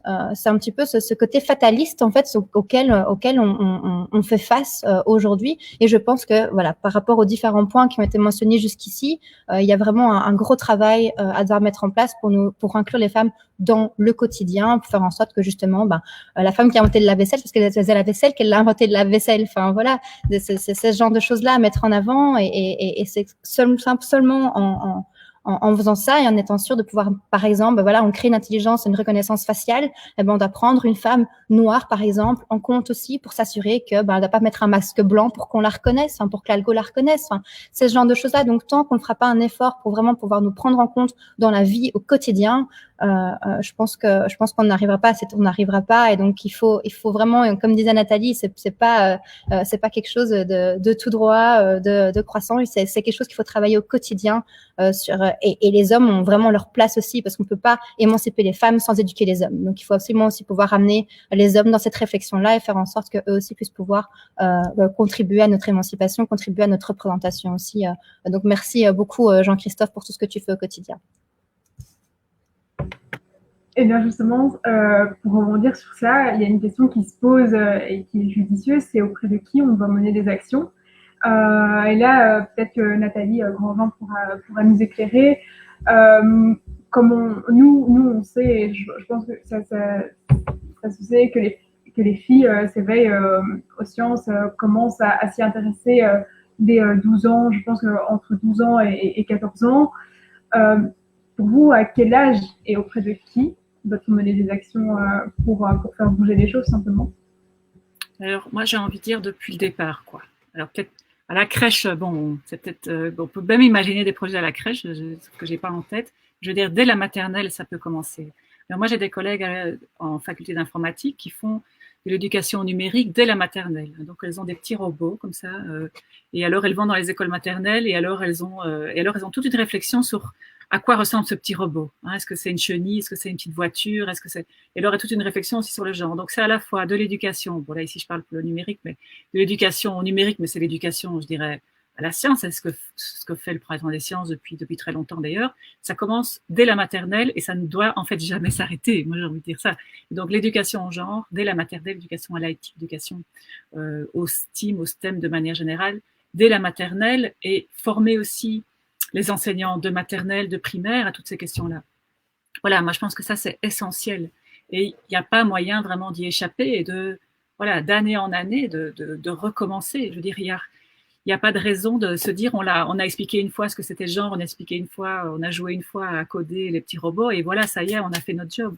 Non, voilà, c'est une éducation qui se fait dès la maternelle et qui doit être fait envers les enfants, envers les éducateurs, envers les enseignants, et qui du coup, voilà, percolera, à mon avis, de part en part. Alors, ça ne va pas. Je pense qu'il y a quand même toujours une nécessité de faire des campagnes, et je trouve que quand j'entends Leïla Maïla, je me dis waouh, quoi, c'est vraiment génial de faire tous ces ateliers. Donc ça aussi, c'est nécessaire parce que voilà, je pense qu'il n'y a pas d'endroit où on peut se dire tout est fait. L'égalité déjà là, c'est un grand mythe. Hein. Ça, c'est ce qu'on a bien appris aussi. Hein. On nous dit maintenant vous les femmes, vous avez le droit de vote, vous pouvez avoir la pilule, vous pouvez travailler. Donc de quoi est-ce que vous vous plaignez finalement? Vous avez tout. Bon, hein, ça c'est un grand mythe. Hein, c'est un grand mythe et on le voit bien. Et dès qu'il y a une crise, on voit bien qui morfle en premier, ce sont les femmes. Et en crise sanitaire, là, ça fait 1 an, et on voit bien que voilà, les femmes sont les premières à morfler et les femmes les plus vulnérables, donc les femmes racisées, les femmes en situation de précarité, les femmes qui n'ont pas de statut, toutes ces femmes invisibles sont celles qui morflent en premier. Donc je pense que voilà, il n'y a pas absolument pour moi aucune raison de se dire le travail est fait. Donc c'est un travail qui doit être fait de manière continue. Et voilà, dans les maternelles par exemple, moi j'admire beaucoup le travail de mes collègues, ce qu'elles font c'est vraiment génial, mais je trouve qu'il y a tout un travail à faire de formation des enseignants de maternelle, de primaire, et ça c'est aussi un travail qui est fait maintenant. Il y a toute une prise de conscience qui est faite aussi dans l'enseignement universitaire, aussi de prendre en compte. Enfin voilà, je pense que ça se met en place, mais en effet c'est lent et en même temps il y a une inertie et il faut le temps que ça se mette en place. Juste voilà, 2-3 petites choses aussi que je voulais réagir sur la question des rôles modèles. Alors, Leïla, quand je t'entends, je trouve que c'est vraiment génial parce que je trouve que tu as vraiment réussi à casser aussi cet effet pervers du rôle modèle, de nous présenter sur un slide un rôle modèle d'une quelqu'un qu'on ne connaît pas très bien, mais qui a réussi superbement bien, même si le storytelling est un peu attractif, style Netflix, elle a démarré de rien, est arrivée à tout. Bon, si c'est quelqu'un comme ça d'extérieur, ça peut nous paraître de toute façon quasi impossible, parce qu'on peut se dire, oh, mais moi, comment je vais arriver à faire cette espèce de conte de fées qu'on nous raconte justement dans les histoires. Et donc, moi, je trouve que ça, c'est très important, cette idée de raconter autrement, et puis aussi se raconter entre nous. Enfin, ça, c'est la force du collectif, hein, et de l'intelligence collective, justement, entre femmes. Elle est vraiment extraordinaire et elle permet de se dire, si une telle et telle l'a fait, elle a des enfants, elle a toute une série de, quand je dis des enfants, mais ça peut être aussi des parents ou des contraintes, en tout cas, qui font que ça paraît impossible, mais elle y est arrivée, pourquoi pas moi? C'est ça un chouette rôle modèle, justement. Hein, parce que si vous voulez, la question du rôle modèle dans les universités, c'est quelque chose dont on a beaucoup discuté. Et en même temps, justement, avec cette première génération de femmes profs, c'était des parcours tellement extraordinaires que souvent les doctorants, postdoctorants disaient oui mais bon je vais pas y arriver parce que justement c'est trop extraordinaire. Et donc se confronter à l'ordinarité, enfin au côté ordinaire de la vie des femmes, c'est-à-dire confronter à toutes leurs contraintes, ça je trouve que c'est vraiment très important. Et travailler en non-mixité, alors je sais pas si dans ton cas c'est quelque chose qui est voulu ou pas, mais en tout cas la non-mixité, on sait qu'entre femmes ça marche. Alors pas tout le temps, pas toujours, hein, je veux pas du tout en faire un dogme, mais il y a quelque chose aussi de, comment dire, en anglais on dit empowerment, hein, c'est-à-dire d'empouvoirment, se dire on est entre femmes et entre femmes qui se ressemblent justement et se dire on est en sécurité, donc on peut aussi un peu, comment dire, lâcher prise et dire bah oui moi j'y arrive pas parce que justement le petit pleure toute la nuit ou bien j'y arrive pas parce que en fait le samedi je culpabilise de pas de travailler, donc voilà, ça je pense que c'est vraiment vraiment extrêmement important. Et peut-être la dernière chose, mais je rejoins, enfin je redis un peu ce qui a déjà été dit, c'est insister, si vous voulez, sur le fait que tous ces métiers dits de sciences dures, comme ça, sont quand même des métiers de relation. Et ça, je suis moi-même n'ayant pas été attirée par ces professions, donc moi j'ai choisi de faire la philosophie, je vais vous dire pourquoi, parce qu'il n'y a pas de maths, je vais vous dire un peu. Alors que j'étais bonne en maths, etc., je viens d'une famille comment dire, plutôt de scientifiques, mais non, surtout pas des maths, donc j'étais faire de la philo parce que je voulais pas faire de maths. Bon, et en me disant, c'est pas un métier pour moi. Tout ça, c'est pas des métiers pour moi parce que moi, je me voyais plus évidemment comme, voilà, dans le comment j'avais été socialisée comme une fille dans la relation. Or, voilà, il y a toute une série, enfin, la plupart des métiers, en fait, sont des métiers de relation. Et ça, c'est quelque chose qu'en fait, on ne dit jamais. On insiste beaucoup sur le côté technique des métiers. Parce qu'effectivement, il y a des manipulations, il y a une réflexion qui est de l'ordre technique, comment dire, un aspect cognitif qui est la manipulation dite technique. Mais en fait, même quand vous êtes programmeur, qui est un peu dans le cliché, justement, et ça j'aimais bien ce que tu disais aussi, Leïla, sur cette espèce de grand cliché du geek ou du nerd, dans lequel personne ne se reconnaît, entre parenthèses. Moi, quand j'interroge mes étudiants, majoritairement garçons, ils disent moi, je ne vais pas devenir informaticien, je ne veux pas être informaticien parce que je ne veux pas ressembler à un geek, parce qu'un geek, en fait, c'est moche, c'est nul, enfin, c'est pas une figure très attractive. Donc, on se demande bien d'ailleurs pourquoi elle continue à être populaire, parce qu'en fait, elle n'est pas du tout attractive et pas du tout pour les garçons non plus. Donc ça, c'est assez étrange. Mais les garçons, en fait, ils disent, moi, je m'en fous. Moi, j'ai envie d'être informaticien. et les filles, elles s'en foutent pas. Donc ça, c'est quelque chose sur lequel voilà, il faut être attentif. Et donc, voilà, tout ça pour terminer, quand moi j'ai des collègues qui me disent, en fait, l'informatique, c'est quasi une science sociale, dans le sens où, quand on veut être un bon informaticien, une bonne informaticienne, on doit bien entendre les besoins de ses clients. Et bien entendre les besoins de ses clients, c'est en fait bien les comprendre, beaucoup de dialogue, beaucoup de travail sur les représentations. Et en fait, ça, c'est, je voulais, c'est en termes de compétences, hein, si je reviens là-dessus, ce que tu disais, en termes de compétences, on est quasi sur des compétences qui sont de l'ordre des sociologues, des anthropologues, c'est-à-dire comment comprendre la représentation de l'autre. Ce qui n'est pas supposé être enseigné dans une faculté d'informatique. Or, c'est essentiel au métier d'informaticien. Hein, il y a un cours que je donne avec un collègue en bac 1 qui s'appelle le système d'information études de cas. On invite des informaticiens qui sont dans le métier et qui viennent expliquer aux étudiants, voilà, j'ai fait des études d'informatique, voilà ce que je fais comme métier. Et alors, à chaque fois, chaque année, chaque intervenant, chaque invité répète aux étudiants, mais vous savez, si vous n'entendez pas ce que les clients vous demandent, vous ne ferez pas du bon travail. Voilà, donc je pense que c'est essentiel aussi de rappeler ça, de rappeler en fait le côté humain, même si effectivement il y a un amour de la technique ou un amour du calcul, enfin, mais le métier en lui-même est aussi relationnel, quoi. Donc voilà, je m'arrête ici. Merci beaucoup. Vous avez à peu près tous parlé de la formation, qu'il fallait peut-être changer la manière dont on enseignait.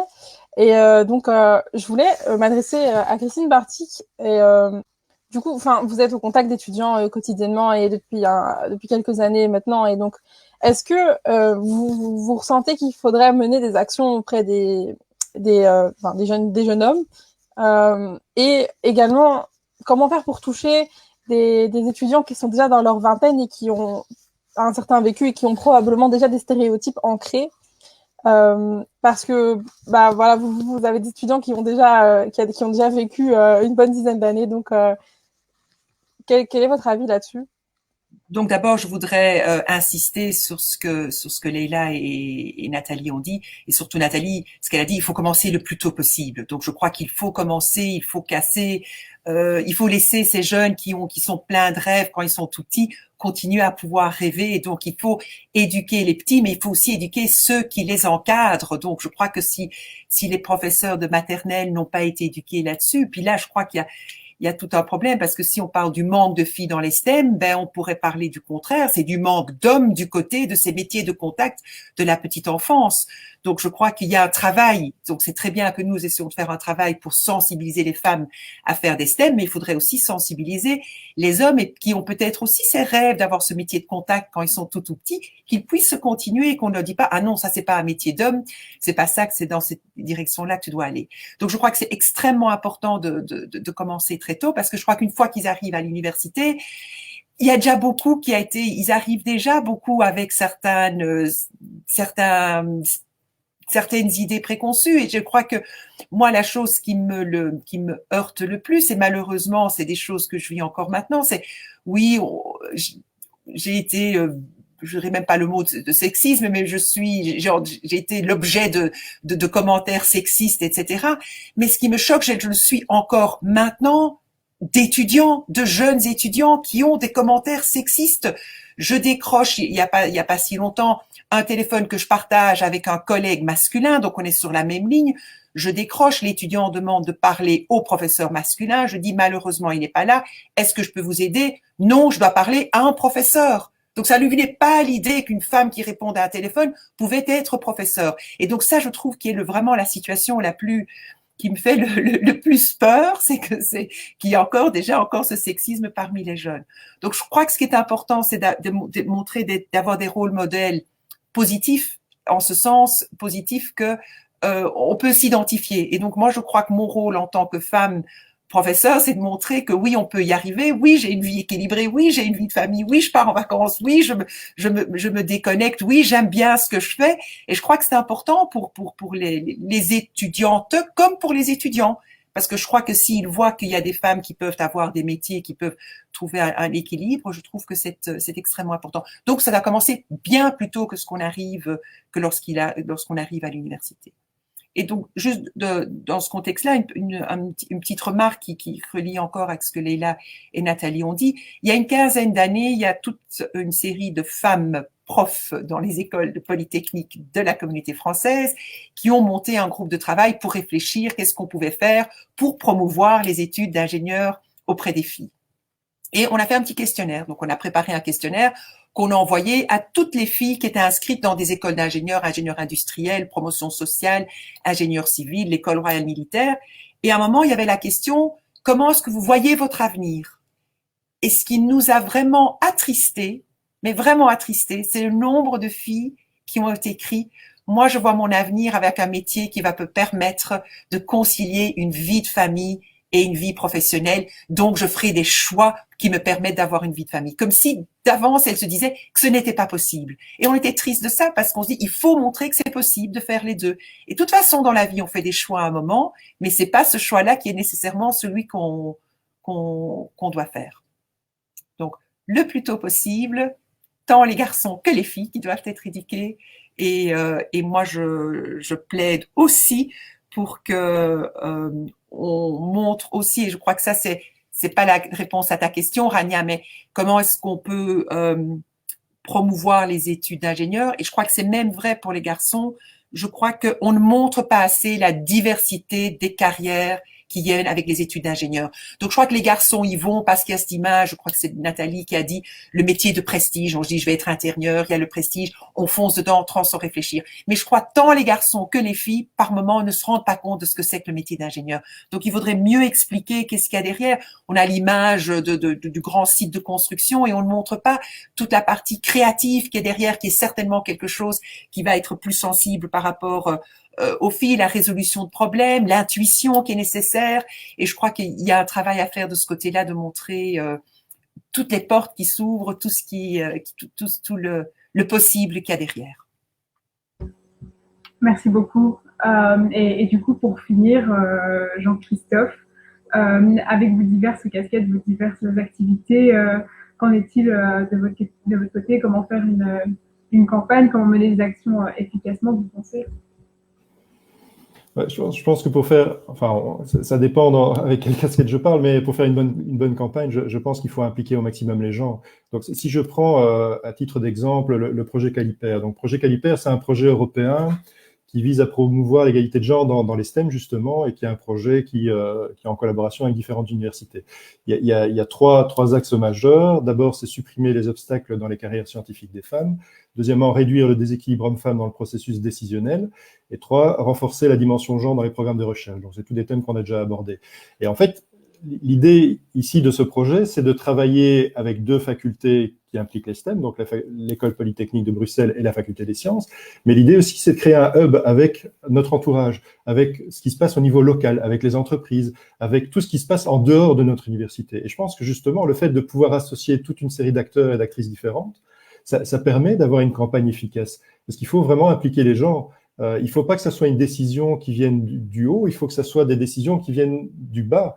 Et en fait, dans le projet Caliper, d'ailleurs, Rania, tu étais là, il y a toute une série de groupes de travail qui ont été mis sur place, enfin, Nada aussi probablement, désolé, je ne me rappelais plus, mais donc il y a toute une série de groupes de travail qui ont été mis sur pied avec des discussions sur les problèmes de gouvernance, les problèmes d'enseignement, etc. Et on essaie d'impliquer un maximum d'acteurs qui vont des doyens jusqu'aux étudiants. Et je pense que pour réussir une bonne campagne, il faut impliquer un maximum de gens pour connaître vraiment le terrain. Je pense qu'autrement, c'est très, très compliqué, en fait. Et juste pour revenir aussi par rapport à ce qui est dit précédemment, en effet, il faut s'attaquer au problème le plus tôt possible et tout le temps, quel que soit l'âge. Et on a la chance d'avoir une grande réforme actuellement de la formation initiale des enseignants. Et je pense que c'est l'occasion, justement, de taper du poing sur la table actuellement pour intégrer ces questions de genre à tous les niveaux et de manière transversale. C'est depuis le plus jeune âge que ces questions-là doivent être abordées. Et il ne faut pas que les enseignants et les enseignantes aient peur d'aborder ces sujets. Pour faire un parallèle, on reçoit régulièrement des classes de primaire dans un expérimentarium de chimie chez nous. Et quand on discute avec les enseignants, mais ils nous disent on n'ose pas faire ce genre de choses dans nos classes, alors qu'ils pourraient très bien le faire, parce qu'on ne connaît pas, on ne sait pas, on a peur des sciences. Mais ici, c'est la même chose. Il ne faut pas avoir peur. Il faut qu'il y ait une formation de ces enseignants pour qu'ils abordent ces sujets. Et une fois qu'ils vont aborder ces sujets, ils vont le faire de manière tout à fait transversale dans l'ensemble de leurs cours. Donc, l'idée, c'est pas d'avoir un cours sur le genre. L'idée, c'est d'intégrer le genre dans tous les cours. Et je pense qu'au niveau de l'université, c'est la même chose qui doit être fait. Et il y a des cours, évidemment, qui se prêtent un petit peu mieux, mais je veux dire, dans n'importe quel domaine, voilà, moi, j'ai par exemple un cours en biologie. Eh bien, il y a toute une série d'exemples qui montrent qu'il y a des effets différenciés dus au sexe ou au genre par rapport aux médicaments, par rapport aux maladies. Donc il y a moyen d'intégrer tous ces éléments de genre pour que les étudiants et les étudiantes soient conscients de ça. Et de nouveau, ça se fait à tous les niveaux, à tous les âges, en fait. Et même après, je veux dire, même dans les entreprises, il faut continuer à avoir des formations. Je veux dire, ça doit être tout le temps, en fait. Voilà. Si je peux rajouter un petit point, je suis désolée parce que je vois aussi le timing, mais je pense que c'est important. La question qu'on n'a pas abordée, c'est tout ce qui est intersectionnalité, pardon, qui aussi affecte pas mal de femmes, et la notion donc d'accessibilité à l'éducation justement pour ces personnes qui subissent l'intersectionnalité. C'est un débat qui est assez houleux pour le moment. On le voit un par jour. Le débat du voile, où voilà, l'année passée, il y a une école qui a voté donc contre le port du voile. Aujourd'hui, il y a vraiment encore des barrières à l'accès à l'éducation, des barrières pour ces femmes qui justement se lancent dans certains types d'études. Et en fin de compte, il y a une étude qui est sortie qui a montré que justement les femmes, avant de choisir une carrière, choisissent une école. Elles vont choisir la carrière en fonction de l'école qui va les accueillir. Enfin, c'est horrible d'en arriver là et de choisir un chemin en fonction de ce qui nous sera ouvert, ce qui nous sera autorisé. Donc, je pense qu'aujourd'hui, cette question aussi d'accessibilité, je l'ai vu à Molenbeek pendant mon expérience là-bas, où en fin de compte, c'est la première fois que je suis dans un environnement où j'ai vu donc des femmes voilées parler avec des gars hyper tatoués, parler avec des rockers, des rappeurs entre eux. Enfin, il y avait de tout. Enfin, c'était génial. Mais parce que justement, il y avait vraiment cette notion d'inclusion ça respire l'inclusion. Ça ne dit pas que c'est inclusif. Ça respire l'inclusion. Et là, vraiment, on voit qu'il y a vraiment un épanouissement des femmes. Enfin, vous allez à Molenbeek aujourd'hui, moi, quand j'ai quitté, on avait 3 femmes coachs ou 4 femmes coachs. Je pense qu'il y en a encore plus aujourd'hui. Donc là, on voit vraiment que les femmes, quand elles sont dans un environnement aussi qui est favorable à leur émancipation, cartonnent et ont des super résultats aussi. Donc le côté accessibilité est hyper important. Et aujourd'hui, je pense qu'il est compromis pour certaines femmes. Et c'est super important de pouvoir justement aujourd'hui répondre à ces questions-là aussi pour assurer que l'accès en fait soit réservé à tout le monde et qu'on ait une réelle égalité des chances en fait dans le monde du travail et dans l'éducation. Merci beaucoup pour tout ce que vous avez pu dire. Je pense qu'on se rejoint, en tout cas, moi à titre personnel, je pense que je peux parler pour Nada, que c'est super important d'impliquer également les étudiants. Hein. Je pense qu'on a pu participer au projet Caliper et qu'on a pu aussi amener un autre point de vue. Et effectivement, je pense qu'on rejoint aussi Madame Barty quand elle disait que voilà, les débouchés sont pas aussi bien montrés. On découvre encore en master ce qu'on peut encore faire. Et je pense que si on nous avait expliqué ça plus tôt, ça aurait pu également favoriser qu'on aille en fait plus vers ces filières-là. Et on a reçu donc quelques petites questions. Donc j'ai une petite question qui est adressée à Nathalie, d'ailleurs qui est posée par Monsieur Sparenberg, d'ailleurs qui est aussi prof à l'école polytechnique, qui demande du coup l'essor des réseaux sociaux ne pourrait-il pas être une opportunité de modifier la représentation de l'informatique avec une dimension plus humaine?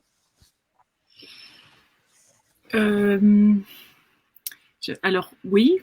Je vois pas trop en fait le lien entre l'essor des réseaux sociaux et une opportunité modifiée. Je pense que c'est parce que cette question avait été posée quand on disait que l'image était vraiment négative et que personne ne veut ressembler à un geek et que également les femmes seraient dénouées de leur féminité, etc. Je pense que c'est dans ce cadre-là que cette question avait été posée. Ouais. Oui, alors effectivement, je pense qu'il y a tout un travail à faire sur la fabrication de figures positives autour de l'informatique. Hein, et ça, c'est sans doute ce qui manque, comment dirais-je, dans l'attractivité de l'informatique pour justement ceux qui n'ont pas la capacité de s'en foutre, je vais dire ça comme ça. C'est-à-dire que, voilà, je vois bien tout quand j'interroge par exemple mes étudiants, quand je leur dis finalement la figure du geek, qu'est-ce que vous en pensez? Ils disent oui, mais ça, madame, c'est pas nous. On n'est pas ça, on n'est pas des nerds non plus, nous on vient faire de l'informatique. C'est-à-dire qu'ils ne se sentent pas concernés par les images négatives. Alors, ça veut dire quoi? Ça veut dire que ce sont des comment dire, des jeunes, et c'est tant mieux pour eux, hein, qui n'ont pas été socialisés finalement à se sentir en défaut de quelque chose ou à se sentir dans une fragilité de leur identité. Et donc, c'est pour eux une chance. On peut même dire que c'est quelque part un privilège. Alors, ce qui est important, du coup, à contrario, c'est que, enfin, ce qui fait qu'à contrario, par contre, il y a beaucoup, du coup, d'autres étudiants, et en particulier ici les étudiantes, qui se disent, bah, c'est peut-être pas pour moi, justement. J'ai pas envie de ressembler à ça, puisque des figures sont supposées représenter. Alors là, je me dis qu'effectivement, fabriquer des figures autour de l'IT qui soient des figures positives, donc pas simplement le geek, le nerd ou le hacker, hein, parce que le hacker, même quand il y a eu, si vous voulez, des hackers femmes, ce sont alors des espèces de gothiques Asperger, vous voyez, dans la trilogie Millennium. Alors c'est en même temps un très beau personnage de roman, mais en même temps, là aussi, en tant que femme, est-ce qu'on a envie de ressembler à Lisbeth Salander dans Millennium? Rien n'est moins sûr, parce que justement, c'est une figure, voilà, en fait, qui n'existe pas. Donc, voilà, pour répondre à votre question, je pense que ce serait effectivement intéressant de construire des figures très positives. Par exemple, je prends la figure de Leïla, voilà une belle figure positive. Et voilà quelqu'un qui pourrait incarner, Christine aussi d'ailleurs, incarner des figures positives qui sont du coup attractives pour les étudiantes, mais aussi pour les étudiants. C'est-à-dire que les étudiants, et ça c'est sans doute aussi tout le travail qu'on doit faire en termes de déconstruction de genre, que des jeunes hommes ou même des jeunes garçons puissent se dire, en fait, moi je pourrais m'identifier à une femme. Hein, et ça, c'est, à mon avis, tout ce travail-là qu'il y a à faire en termes de genre. Hein. C'est pas simplement se dire que les filles vont pouvoir s'identifier à des garçons, parce que ça, en fait, elles le font depuis très longtemps, puisque en majorité, les héros sont des garçons. Mais c'est que les petits garçons puissent s'identifier à des héroïnes femmes et qui soient, si vous voulez, suffisamment dignes pour eux, dans lequel ils puissent s'incarner. Hein. Là, les jeunes enfants, par exemple, quand ils regardent une fiction ou un dessin animé, ils disent « Ah, moi, je suis un tel, moi, je suis plutôt une telle. Hein. » Je ne sais pas si ceux qui ont des enfants, qui fréquentent des enfants, ont déjà remarqué ça. Eh bien, on arrivera, si vous voulez, à une création de figures positives, par exemple, une femme dans l'IT, quand des jeunes garçons pourront se dire bah, « Moi, je peux m'identifier à cette femme-là sans… si vous voulez, risquer de perdre mon identité de jeune garçon. Hein, parce que ce que j'ai pas dit ici, qui me semble très important, c'est que la masculinité, dans nos sociétés qui sont toujours patriarcales, elle se construit toujours contre la féminité. Hein. C'est-à-dire que pour être un homme, il faut être contre les femmes. Il faut ne jamais être une femme. Et c'est ça aussi qui pose problème, si vous voulez, dans la manière dont on peut déconstruire les masculinités et reconstruire aussi, déconstruire et reconstruire les masculinités, mais aussi les féminités. C'est que les masculinités, comme elles se construisent toujours contre les femmes, hein, c'est-à-dire en disant les femmes, si je dois être un homme, je ne peux jamais être une femme. C'est impossible, sinon je perds mon statut. Eh bien voilà, ce travail-là nous permettrait sans doute de travailler justement sur ces figures de la féminité qui sont des figures ouvertes à la relation, plus humaines, plus intéressées vers le soin de l'autre, vers le respect, et pas des figures, ces figures c'est toujours des archétypes qui sont liés à la guerre, au pouvoir, au prestige, à la domination, à la toute-puissance, à l'auto-engendrement. Hein. L'auto-engendrement, c'est sans doute l'archétype, si vous voulez, qui est le plus présent dans l'informatique. Hein, des robots qui s'auto-engendrent et qui finalement dominent le monde. Bon, c'est en même temps très attirant, mais en même temps, ça fonctionne avec notre partition binaire masculin-féminin. Alors, le problème n'est pas qu'il y ait du masculin et du féminin. Le problème, c'est que le masculin et le féminin, si vous voulez, ont des valeurs différentes. C'est que le masculin, il est, entre guillemets, plus fort que le féminin. Et donc, pour faire du bon masculin, il faut détruire le féminin. Et donc, c'est ça qu'il s'agit de changer, quoi. Et donc, effectivement, la figure de Leïla, à mon avis, ou la figure de Christine, ce sont des figures, si des jeunes garçons ont envie de se dire, moi, j'ai envie de faire une carrière comme Leïla ou comme Christine, moi, je trouve que là, tout est gagné, si vous voulez. Parce que là, justement, il se passe autre chose en termes de récit et d'identification. Bon, voilà, j'ai du coup été encore un peu trop loin dans la question. Mais... Non, je pense pas, mais on a encore plein d'autres questions. Hein. Je pense qu'il y a encore plein de thématiques qu'on n'a pas abordées, hein, comme par exemple le schéma binaire, hein, la masculinité, etc., le déséquilibre au sein même des sciences, etc. Mais je vois qu'on a dépassé le chrono et donc je souhaitais vous remercier toutes et tous pour vos propos ce soir. J'espère qu'ils auront inspiré et intéressé nos auditeurs et nos auditrices. En tout cas, je pense que moi, je trouve ça super intéressant. J'ai même des questions en plus. Et donc, donc je pense qu'on va clôturer ici. Merci à tous. Bonne fin de soirée et bonne fin de soirée aussi à nos auditeurs et nos auditrices.